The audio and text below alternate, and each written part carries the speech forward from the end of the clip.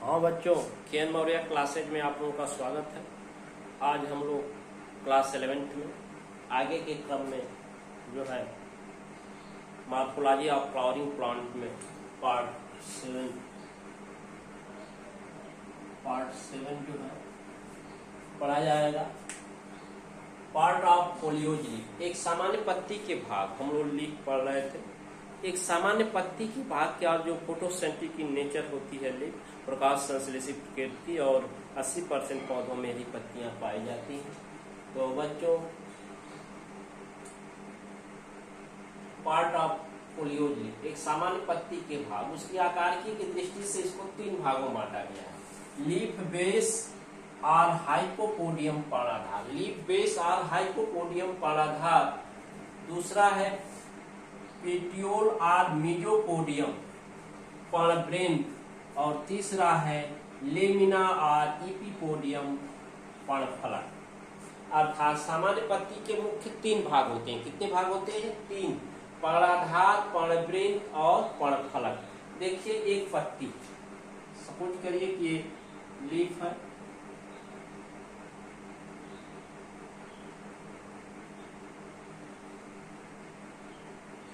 ये पर्णवृंत है, ये क्या है? पर्णाधार, ये पर्णाधार है, ये पर्णाधार, ये क्या है? पर्णवृंत, और ये पत्ती का लेमिना। पत्ती जितने दूर में फैली होती है वो पर्णफलक होता है, जो इंड होता है मार्जिन का वो पर्णाधार होता है, और जो डंठल, जो तने या शाखाओं से लगा होता है, उसको क्या कहते हैं? पर्णवृंत कहते हैं। इस तरह से पत्ती के मुख्य 3 भाग हैं, पर्णाधार, पर्णवृंत और पर्णफलक, जिसको हाइपोपोडियम, मेजोपोडियम और इपिपोडियम के नाम से जानते हैं। चलिए एक एक करके हम लोग पढ़ेंगे। आज पढ़ा जाएगा लीफ बेस और हाइपोपोडियम पर्णाधार। लीफ बेस और हाइपोपोडियम पर्णाधार ये क्या है?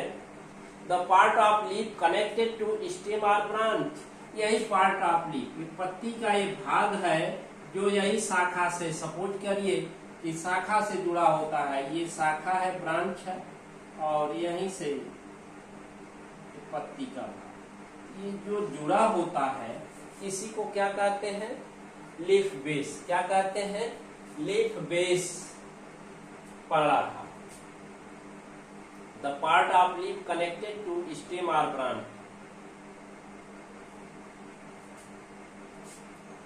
लीफ बेस और हाइपोपोडियम पर्णाधार, इसको मुख्य रूप से 3 भागों में बांटा गया। कितने भागों में? लीफ बेस पल्विनस होता है, पर्णवृंतल्प, पर्णवृंतल्प, लेमिनस, पल्विनस, जो आम, पीपल और बरगद बहुत भी कनेक्टेड होता है, और सॉइल फुला हुआ होता है। सीथिंग, आच्छादक के रूप में होता है। ये एक बीजपत्री पौधों की पत्तियों में फाउंड इन मोनोकाट प्लांट, एक बीजपत्री पौधों में पाया जाता है। आच्छादक, सीथिंग, और ये मक्का, गन्ना, केला, मेजे, जियामें, सैकड़ों ऑप्सिनेरन और बनाना में पाया जाता है।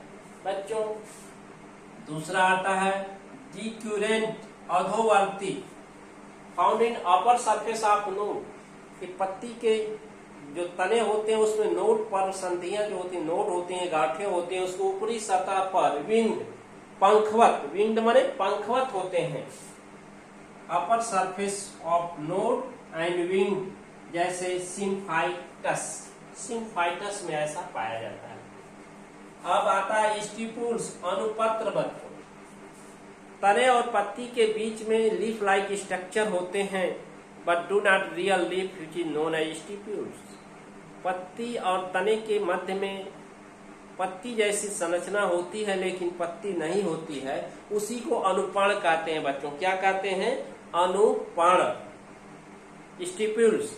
अब जो पत्तियां में ये स्टिपुल्स पाए जाते हैं, स्टिपुल धारण करती हैं, उसको अनुपर्णी पत्ती, स्टिपुलेट लीफ, और जिनमें ये अनुपर्ण, जिन पत्तियों में अनुपर्ण स्टिपुल्स एब्सेंट होते हैं, नहीं पाए जाते हैं, उनको अनुपर्णी लीफ, एक्स स्टिपुलेट लीफ के नाम से जाना जाता है। अर्थात बच्चों, जिन पत्तियों में अनुपर्ण उपस्थित होते हैं उन्हें अनुपर्णी पत्ती, स्टिपुलेट लीफ, और जिसमें नहीं पाए जाते, एब्सेंट होते हैं जिन पत्तियों में, वो अनुपर्णी एक्स स्टिपुलेट लीफ के नाम से जाना जाता है। अर्थात some plant having near the leaf base a lateral appendage called stipules। कुछ पौधों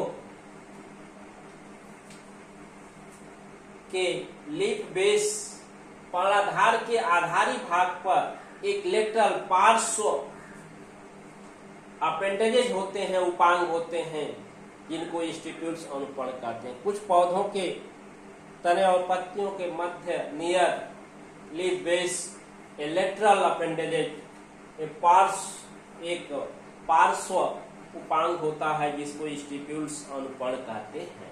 जिन पौधों the leaf having stipules are called stipulate leaf, जिन पत्तियों में पाए जाते हैं उनको स्टिपुलेट अनुपर्णी पत्ती, और leaf do not having stipule, जिसमें नहीं पाए जाते हैं उनको एक्स स्टिपुलेट लीफ, अनुपर्णी लीफ कहते हैं। तो on the basis of presence and absence of stipules leaf are two kinds हो गया, stipulate leaf and exstipulate leaf, अनुपर्णी पत्ती और अनुपर्णी पत्ती।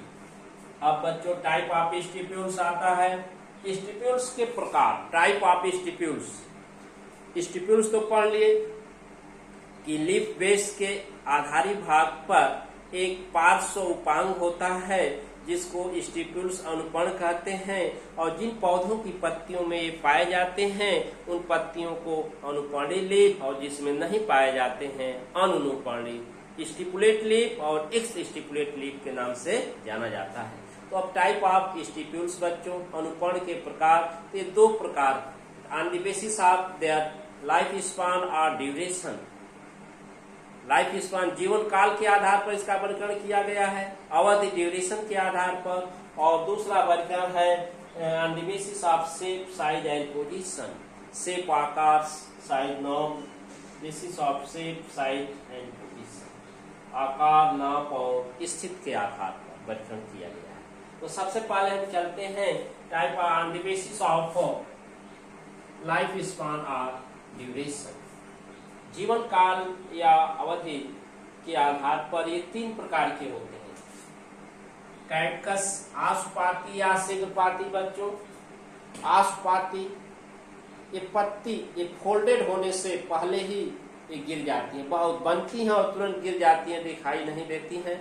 इसको आशुपाती या शीघ्रपाती के नाम से जाना जाता है। जैसे चंपा और डिसीडियस, पर्णपाती, ये बनते हैं पत्ती जैसे, लीफ लाइक रहते हैं, पौधे की पत्तियों के साथ अपना जीवन काल पूरा करते हैं, और पत्ती जैसे एक विशेष सीजन में पौधे से अलग होती है, तो ये भी ऑफ स्प्रिंग, बसंत ऋतु में अलग हो जाते हैं। इनको पर्णपाती कहते हैं। जैसे कैसिया फिस्ट्यूला अमलतास में पाया जाता है, कैसिया फिस्ट्यूला अमलतास। और तीसरा है परसिस्टेंट, सदापर्णी या चिरलग्न, हमेशा पौधे से लगी रहती है तने से, उसको परसिस्टेंट कहते हैं। चिरलग्न जैसे गुड़हल और गुलाब, वेस्कस रोजा साइनेंसिस, ठीक है, गुड़हल और गुलाब में इस तरह की पत्तियां पाई जाती हैं। तो on the basis of their life span और ड्यूरेशन, जीवन काल के आधार पर इसको तीन भागों में बांटा गया, आशुपाती, शीघ्रपाती और दूसरा पर्णपाती, सदापर्णी। जो बनती हैं और तुरंत गिर जाते हैं उन पर, उनको आशुपाती कहते हैं। जैसे पाए जाते हैं चंपा में। पर्णपाती जो पत्तियों की तरह लगे रहते हैं, उनको विशेष समयों गिरते हैं। कैसिया फिस्टुला अमलतास में पाया जाता है। परसिस्टेंट, सदापर्णी या चिरलग्न, ये हमेशा लगी रहती हैं जैसे गुड़हल और गुलाब में। अब on the basis of shape, size and position, आकार, नाप और स्थिति के आधार पर बच्चों ये कई प्रकार की होती है, 8 प्रकार की। 3 लेटरल स्टिप्यूल्स, ये ग्रीन हरे रंग के होते हैं, कपास और भिंडी में पाए जाते हैं। एडनेट संलग्न आलग्न, ये गुलाब और मूंगफली में पाए जाते हैं। आलग्न जो होते हैं गुलाब और मूंगफली में पाए जाते हैं। तीसरा है इंटरपेट्यूलर अंतरा, ये दोनों के आंतरिक भाग में स्थित होते हैं, जैसे इक्जोरा और हेमेलिया। और इंट्रापेट्यूलर स्टिप्यूल्स गार्डेनिया में पाया जाता है।